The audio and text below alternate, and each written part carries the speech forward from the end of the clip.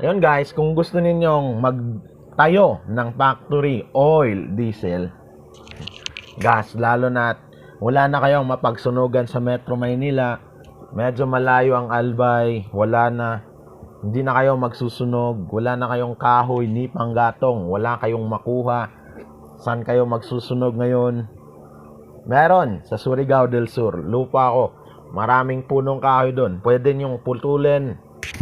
Itinanim ng tatay ko yon ng ilang dekada, 20, 20 years, sa kanya yon, harvestin mo ha.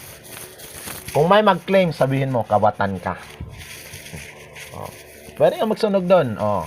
Malawak yung lupain. Pwede kang magsunog doon. Pwede mong gawing dump site.